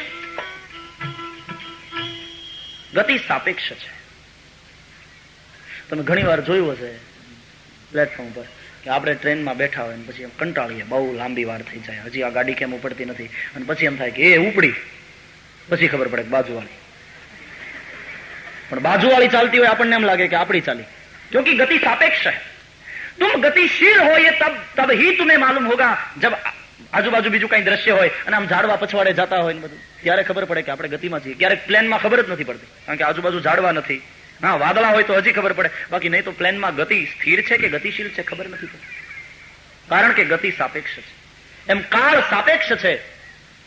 वर्तमान तब ही संभव है जब भूत और भविष्य दोनों हो. भूत तब ही संभव है जब वर्तमान और भविष्य हो, और भविष्य तब ही संभव है जब वर्तमान और भूत हो. लेकिन भगवान को अपने आप में न तो भूत है, न भविष्य है, न वर्तमान है. काल अबाधित છે અને એટલા માટે જ એની સાથે ભૂતપૂર્વ શબ્દ લાગુ નથી પડતો. બીજા બધાને આપણે ભૂતપૂર્વ વડાપ્રધાન ને ભૂતપૂર્વ પ્રેસિડેન્ટ ને આમ કહીએ, પણ ભૂતપૂર્વ ભગવાન કૃષ્ણ ને ભૂતપૂર્વ ભગવાન રામ નહીં. કાલ અબાધિત, આદિ મધ્યાંતથી રહિત, ઓલ ધ ટાઈમ. બીજો શ્લોક, ઋતેર્થમ યત પ્રતીયેત ન પ્રતીયેત ચાત્મનિ તદ્વિદ્યાદાત્મનો માયામ યથા ભાસો યથા તમઃ. વસ્તુતા એ જે સાચું હોય એને ખોટું બતાવે, ને હકીકતમાં જે ખોટું હોય એને સત્ય બતાવે, એને મારી માયા જાણો. માયાનો આ સ્વભાવ છે, સાચાને ખોટું બતાવે અને ખોટાને સાચું બતાવે. બ્રહ્મ સત્યમ જગન મિથ્યા, પણ આપણને ઉલટું લાગે, આપણને જગત સત્ય લાગે. બ્રહ્મની અંદર વિશ્વાસ નથી આવતો, અમે ક્યાં જોયો? માયા છે. માયા ઈશ્વરથી વિખૂટા પાડે. માયાને સંતોએ આયા જેવી કહી છે. મોટા શ્રીમંત માણસો આયા રાખે ને ઘરમાં, પછી મા બાપે બહાર જવું હોય અને છોકરાઓ સાથે જવા માટે રડે કે મમ્મી મને સાથે લઈ લે, બાપુજી મારે સાથે આવવું છે, તો એ લોકો એમ કે અમે બહાર જઈએ છીએ, આયા છોકરાને લઈ જાઓ. આયાનું કામ બાળકને એના મા બાપથી છૂટો પાડવા. શું કરે? રમકડા બતાવે, ઢીંગલી બતાવે, મોટર ગાડી બતાવે, ઘૂઘરા ખખડાવે, અને પેલો એમાં ફસ્યો. આયાનું કામ છે રમકડામાં એને ફસાવવાનું, એટલે મા બાપ જતા રહે. એમ માયાનું કામ છે આપણા માતા પિતા પરમાત્માથી આપણને જુદા પાડવાનું. એ તરફે આપણને જવા દેતી નથી, એ આપણને રમકડામાં ફસાવે છે. ગાડી, ઢીંગલી, સમજાય ને? ઢીંગલી 25 વર્ષે બાપા પરણાવે એટલે ઢીંગલી, મોટર ગાડી, બંગલા, બધા માયાના રમકડા છે, અને એ રમકડામાં આપણને ફસાવી રાખે છે. માયા મા બાપથી આપણને વિખૂટા પડે છે. સાચાને ખોટું બતાવે ને ખોટાને સાચું બતાવે, એને મારી માયા જાણ. યથા મહાંતિ ભૂતાની ભૂતેષુ ચાવચેષ્વનુ પ્રવિષ્ટાન્ય પ્રવિષ્ટાની તથા તેષુ ન તેષ્વહમ. હું બધામાં છું, બધું મારામાં છે, છતાં સૌથી ન્યારો છું. દોરામાં પારા, પારામાં દોરો, અને છતાં દોરો પારાથી ન્યારો. જુદો જ ને. પારા તૂટી જાય પણ દોરો ન તૂટે. પારો તૂટી જાય તેથી શું? દોરો તો એમ છે. શરીરનો નાશ થાય, એની અંદર રહેલા નો. દેહ વિનાશી, દેહી અવિનાશી. દેહી નિત્યમ અવધ્યોયમ દેહે સર્વસ્ય ભારત. એટલા માટે ગીતામાં કહ્યું કૃષ્ણ, દેહી નિત્યમ અવધ્ય અયમ. દેહ વિનાશી પણ દેહી અવિનાશી છે. હું બધામાં છું, બધું મારામાં છે. સર્વત સ્પૃતવા ત્યતિષ્ઠ દશાંગુલમમાં. છતાં દશાંગુલ વધારે છું. બધામાં વ્યાપક હોવેલો છતાં પણ દશાંગુલ એટલે એક વેંચ જેટલો વધારે છું. એ જેનું અવિનાશીપણું છે. એટલે તો બધાનો નાશ થઈ ગયા છતાં પણ એનો નાશ થતો નથી. રામ કેટલા? એક રામ દશરથ ઘર ડોલે, એક રામ घटो घट बोले, एक राम दशरथ घर डोले, एक राम घटो घट बोले, एक राम का सकल पसारा और एक राम है सबसे न्यारा। जो केवल देखा करता है दृष्टा होकर, लेपायमान नहीं होता, साक्षी बना रहता है। एतावदेव जिज्ञास्यम् तत्व जिज्ञासुनात्मनः अन्वय व्यतिरेकाभ्याम यस्यात् सर्वत्र सर्वदा। सर्वत्र सर्वदा, सर्वदा सर्वत्र એટલે એવરીવેર, સર્વદા ઓલ ધ ટાઈમ. હું સર્વત્ર ને સર્વદા છું, કાર્ય કારણ રૂપે છું, અને છતાં દરેક કાર્યનું કારણ હું છું, છતાં કાર્ય અને કારણથી પર છું. અન્વય અને વ્યતિરેકથી સર્વત્ર ને સર્વદા હું છું. વેદાંતની ભાષા છે, આમને આમ શબ્દ નહીં સમજાય, इसे थोड़ा और स्पष्ट करें. કાર્ય અને કારણ રૂપે હું જ છું, દરેક કાર્યનું કારણ હું જ છું. કાર્ય એટલે શું? ખરેખર આ વેદાંતના શબ્દો જો તમે સમજો તો વેદાંતમાં એકવાર જો ખૂંપ્યા તો બહાર નીકળવાનું ન મન થાય એવું આ ઊંડું છે, ગહન ફિલોસોફી છે.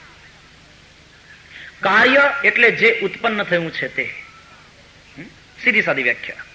કાર્ય એટલે જે ઉત્પન્ન થયું છે તે, અને કારણ એટલે જેનાથી ઉત્પન્ન થયું છે તે.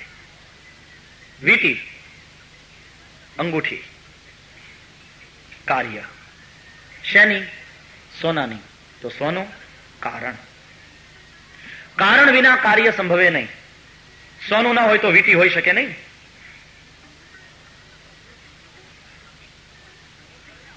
જગત કાર્ય, કારણ કે ઉત્પન્ન થયું છે.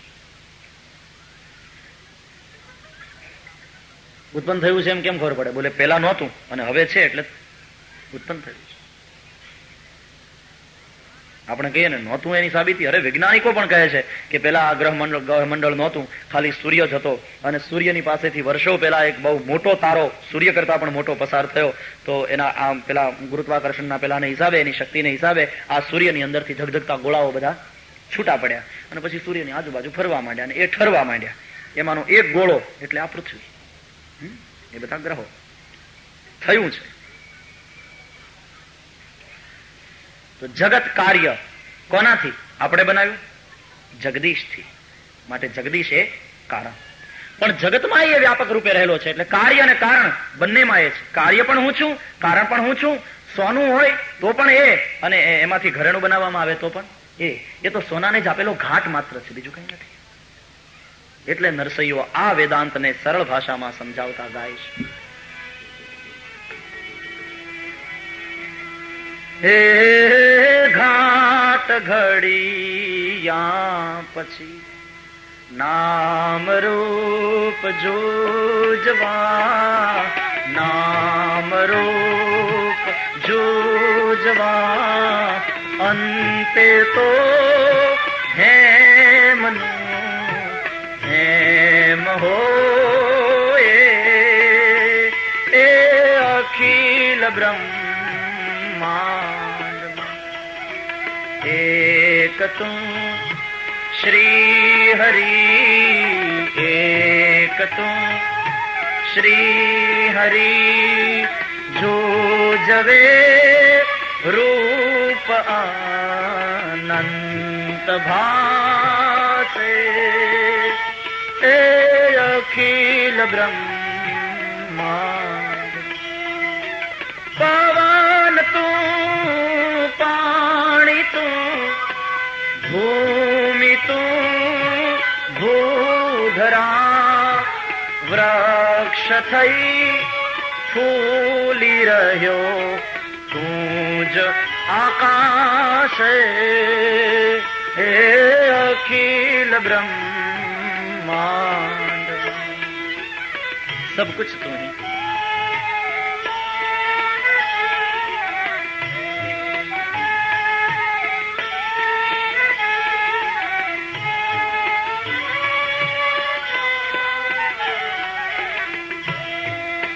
पेला बीज के पेला वृक्ष पहली है.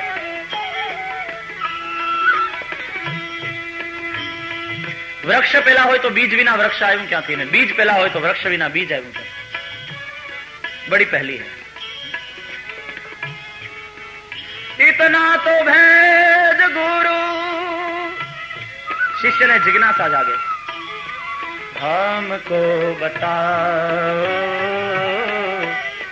हमको बता दो, समझ पकड़ लो मोरी बैया रे, हो जी, हो जी। गुरु महाराज भेद बताओ, पहले बीज की पहले वृक्ष, जल केरी मछिया,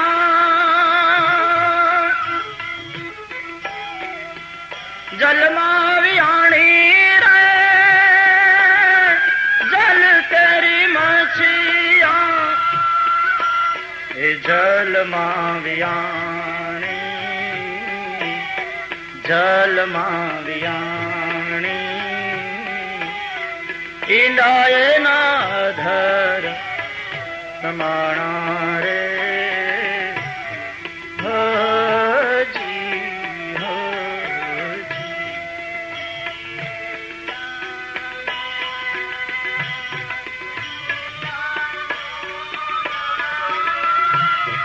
ईरे इंडामा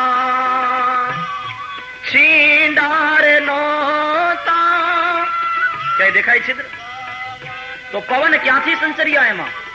એ કેમ જીવ્યું એની અંદર બચ્ચું? પવન વિના, હવા વિના. કોણે જીવાડ્યું? ઈંડામાં કેવી રીતે તૈયાર થયું, કેવી રીતે ગયું? ये कैसा भेद है गुरु महाराज बताइए। पहला बीज के पहला वृक्ष, અને જ્યારે બહુ પરેશાન થાય ત્યારે અંતે ગુરુ સમાધાન કરે, બેટા સવાલ ही गलत है, પાયામાંથી ખોટો છો। પહેલા કોણ એની વાત માંડી વાળ? ये ज बीज છે અને એ જ વૃક્ષ છે। वही बीज बनकर आया, वही वृक्ष बनकर आया। इसलिए पवन तू, पानी तू, भूमि तू, भूधरा, वृक्ष થઈ તું જ ખુલી રહ્યો આકાશે। અખિલ બ્રહ્માંડમાં એક તું શ્રીહરિ, અને જૂજવે રૂપ અનંત ભાસે। આ તો ઘાટ ઘડિયા પછી નામ રૂપ જૂજવા, પણ અંતે તો હેમનું હેમ હોયે। बीज એ જ वृक्ष છે અને वृक्ष એ જ बीज છે। तात्विक दृष्टि से देखा जाए कोई भेद नहीं। कनक कुंडल विषय भेद नो ये, कुंडल હોય કે કનક સોનું, तात्विक दृष्टि कोई भेद नहीं। कारण के रूप में सोना है। एक गणपतिना भगत પાસે મૂર્તિ હતી ગણપતિની, ઉંદરડા ઉપર બેઠેલા ગણપતિ, આવી મૂર્તિ હતી। એમાં થયું એવું કે ઉંદરડો 10 તોલાનો અને ગણપતિ 5 તોલાનો। સોનીએ કઈ કેવી રીતે બનાવ્યું કે ઉંદરડો જરાક મોટો હોય તો ગણપતિને વાંધો ના આવે, જરાક ઠાવકો હોય આમ તો ગણપતિને ઉઠાવી શકે। તો ઉંદરડો 10 તોલાનો બનાવેલો ને એની માથે 5 તોલાના નાના ગણપતિ બનાવીને બેસાડી દીધા। પછી એવું થયું ગણપતિનો ભગત હાપેટમાં આવ્યો। હાપેટ કાઠિયાવાડી શબ્દ, હાપેટ એટલે મુશ્કેલીમાં આવ્યો। એને એમ થયું કે રૂપિયા કાઢવા ક્યાંથી, બીજું કઈ નહીં, આટલું સોનું પડ્યું છે, ગણપતિનું ઉંદરડું, આ વેચી નાખો, દેવું ચૂકવી દઉં। એ સોનીની પાસે ગયો કે આની કિંમત કરે। સોનીએ બંનેને જોયું, પછી કે ઉંદરડાના 20,000 આવશે અને ગણપતિના 10। પેલો કે આ શું માંડ્યું છે? ક્યાં ઉંદરડો ને ક્યાં ગણપતિ? ગણપતિ તો દેવ છે, દેવોમાં પેલા પૂજાય, વિઘ્ન હરતા અને વિઘ્ન કરતા દેવ છે, અને ઉંદરડો તો મગતરું એનું વાહન, અને ઉંદરડાના 20,000 અને ગણપતિની કિંમત ઓછી 10,000। સોનીએ કહ્યું કે તમે આકાર જુઓ છો, હું આકાર નથી જોતો, હું સોનાને જોઉં છું, બસ इतना ही है। आकार को देखने से ही विकार पैदा होता है। उस आकार में जो कारण के रूप में है सोना, उसको देखें, कार्य नहीं कारण को देखें, उसका विचार करें, उस पर विचार करें। हम कारण की खोज नहीं करते, हम कार्य में ही उलझे रहते हैं, तकलीफ तब पैदा होती है। खोज कारण की करो, कारण की खोज करते करते करते कृष्ण तक पहुंचोगे। तो जगत कार्य कोनाथी? जगदीश थी, तो जगदीश कारण, પણ જગતમાં એ વ્યાપક રૂપે છે, એટલે કાર્યમાં પણ હું, કારણમાં પણ હું, અને છતાં સર્વથી હું ન્યારો છું। આગળ કાર્યનો લય કારણમાં થાય, નિયમ છે। નેકલેસ કાર્ય શેનો? સોનાનો, તો સોનું એટલે કારણ, પછી નેકલેસ ને ઓગાળી નાખો તો કાર્ય મટી ગયું પણ સોનું છે હજી, એટલે કાર્યનો લય કારણમાં થયો. ઘડો કાર્ય શેનો? માટીનો. તો માટી કારણ, ઘડો કાર્ય. ઘડો ફોડી નાખો એટલે ઘડો મટી જાય, પણ માટી તો હજી છે ને, એટલે કાર્યનો લય કારણમાં થયો. કાર્ય કારણમાં મળી જાય. નિયમ છે સીધો સાધો. अब जरा और सोचो, आ शू है पूछा जाए એટલે घट है, तो घट कार्य किसका है? मिट्टी का, तो मिट्टी कारण.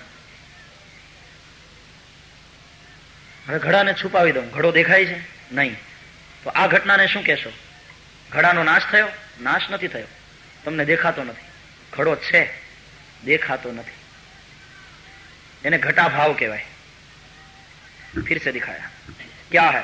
घट है. घट को क्या कहते हैं? कार्य. घट किसका है? मिट्टी का. मिट्टी को क्या कहेंगे? कारण. घट में क्या है? એટલે અંદર મોઢું કરી જોયે અને કે ખાલી છે. રોંગ, ખોટું. Nothing is empty. નિયમ છે, કંઈ ખાલી નથી આપણા ભેજા સિવાય, કંઈ ખાલી નથી. ઉધરેશ ભેજામાં ઘડો ખાલી છે? ખાલી નથી. એમાં હવા છે, એમાં આકાશ છે. કઈ ખાલી નથી. મારી તમારી વચ્ચેની જગ્યા ખાલી નથી, એમાં આકાશ છે, અને આકાશમાં હવા વાયુ છે. ખાલી નથી, કઈ ખાલી નથી. घट में आकाश है, उसे घटाकाश कहते हैं. घड़ो मठમાં છે, મઠ મકાન, એને મઠાકાશ કહે. અને બહાર જે આકાશ છે એને મહાકાશ કહે. હવે આગળ વધીએ. ઘડાને ફોડી નાખ્યો એટલે બે ઘટના બને. શું? પેલી ઘટના, ઘડાને ફોડી નાખ્યો એટલે ઘડો મટી ગયો પણ માટી હજી છે. એનો અર્થ એ થયો કાર્યનો લય કારણમાં થયો. આ એક ઘટના બની. અને ઘડો ફૂટી ગયો એટલે શું થયું? બોલે ઘડાની અંદર જે આકાશ હતું એ પેલા બહારના આકાશમાં મળી ગયું. વચ્ચે જે પેલો ઘડાનો આકાર હતો એ આકાર હવે ગયો, તો ઘટાકાશ મઠાકાશમાં મળી ગયું. અને મઠને પાડી નાખો તો મઠાકાશ મહાકાશમાં. अब ધ્યાન દો, આ વસ્તુ તો તમને સમજાઈ ગઈ હોય તો હવે એ જ વસ્તુને આપણે બીજા અર્થમાં લઈએ. શરીર, ઘડાને ઠેકાણે શરીરને મૂકો. ઉત્પન્ન થયું છે ને, એટલે શું કહેવાય? કાર્ય. શેનાથી? પાંચ મહાભૂતથી. આકાશ, વાયુ, જળ, તેજ, પૃથ્વી, ક્ષિતિ, જલ, પાવક, ગગન, સમીરા, પંચ રચિત યહ અધમ શરીરા. તો પાંચ મહાભૂત તે કારણ, શરીર તે કાર્ય. હવે એ કોઈનું શરીર આપણને દેખાતું ન હોય એટલે ભાઈ ગુજરી જ ગયા એમ માની લેવાનું.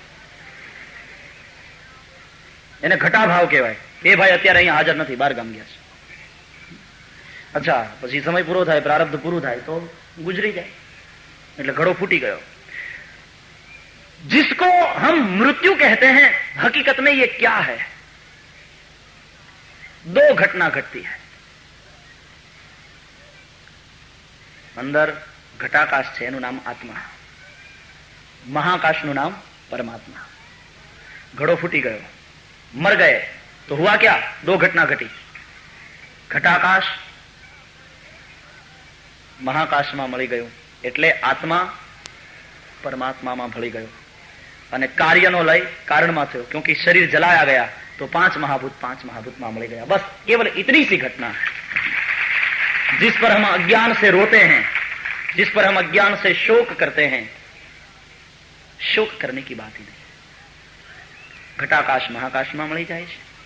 કોઈનો ના, અરે શરીરનો નાશ નથી.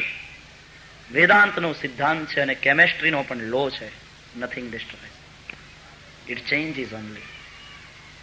नाश नहीं होता, परिवर्तन होता है. ये नियम है. नाश નથી થતો. શરીરનો નાશ નહીં કહી શકો. પાંચ મહાભૂતનું હતું, પાંચ મહાભૂતમાં મળી ગયું, પરિવર્તન થયું. પેલા પાંચ મહાભૂત ભેગા હતા, પૂતળું બન્યું હતું, હવે જલાયા ગયા યા તો દફનાયા ગયા. પાંચ મહાભૂતમાં મળી ગયા, અલગ અલગ હો ગયા. પાણીને તપેલીમાં લઈ અને ચૂલા ઉપર ગરમ કરવા મૂકો અને 1 લીટર પાણી એમને મૂક્યું હોય ને તપાય જ રાખો થોડા સમય પછી તપેલીમાં જોશો તો પાણી નહીં હોય. એનો અર્થ પાણીનો નાશ થયો નહીં, પરિવર્તન થયું. પાણીની વરાળ થઈ, પાણીનો નાશ નથી થયો, પરિવર્તન થયું. પછી વરાળનું પાછું વાદળું બંધાય અને વાદળું ઠંડુ પડે એટલે વળી પાછું પાણી બનીને વરસે. બસ એવમ પ્રવર્તિતમ ચક્રમ નાનું વર્તયતિ હયઃ અઘાયુરિન્દ્રિયા રામો મોઘમ પાર્થસ્સ જીવતી. ऐसे चक्र चला करता है प्रकृति का, परिवर्तन होता रहता है, नाश नहीं होता, क्योंकि सब कुछ ब्रह्म है और ब्रह्म अविनाशी है, नाश संभव, परिवर्तन होता है. और परिवर्तन प्रकृति का स्वभाव है. सुन लीजिए, प्रकृति कोई दिवस एक सरखी रह नहीं. परिवर्तन है प्रकृति नो स्वभाव है. ये शरीर प्रकृति है, देखो इसमें परिवर्तन होता रहता है. 10 વર્ષના હતા ત્યારે જેવા દેખાતા હતા એવા 35 વર્ષે ન દેખાઈએ, અને 35 વર્ષે જેવા દેખાતા હતા એવા પછી 75 વર્ષે ન દેખાઈએ. परिवर्तन થતું રહે. शरीर प्रकृति है, परिवर्तन होता है. परिवर्तन प्रकृति का स्वभाव है, बहाव है प्रकृति में, रुकती नहीं है, बहती रहती है, परिवर्तन होता रहता है. बहो, रुको नहीं. सरिता बहना बंद कर दें, खाबोचिયું થઈ જાય, બહે. પ્રકૃતિ ગતિશીલ છે, જ્યારે પરમેશ્વર એનો સ્વભાવ છે સ્થિરતા. સ્થિરતા શું કામ? સ્થિરતાનું મહત્વ શા માટે? સંસારમાં ગતિશીલતા નહીં હોય તો તમે નિષ્ફળ જશો, અને અધ્યાત્મના માર્ગમાં જો સ્થિરતા નહીં હોય તો તમે નિષ્ફળ જશો. दोनों बातें. अगर मेरी बात को समझ सको, હું થોડોક વધારે અંદર ઉતરું છું, કારણ કે ભાગવત વિષય એવો છે, કથા મનોરંજન માટે નથી, કથા મનોમંથન માટે છે. આટલું યાદ રાખજો, મનોમંથન. તમને હસાવાની વચ્ચે વાત કરીએ બરાબર છે, પણ એ તો શું કામ? એક સંત બહુ હસાવતા પોતાના પ્રવચનમાં, એટલે કોકે પૂછ્યું કે આમ તો કથા શાંત રસમાં થવી જોઈએ, નહીં તો કરુણ રસ હોય, તમે હસાવો છો કેમ? એટલે સંતે કહ્યું કે વાત જાણે એમ છે કે ઉપદેશની ગોળી કડવી છે, આપવા માંગુ તો કોઈ મોઢું ખોલતું નથી, એટલે પેલા ગદબજ્યા કરીને હસાવવા પડે, અથવા તો આવી રીતે સારી વાતો કરીને હસાવવા પડે. જેવા હસવા માટે મોઢું ખોલે એટલે ઉપદેશની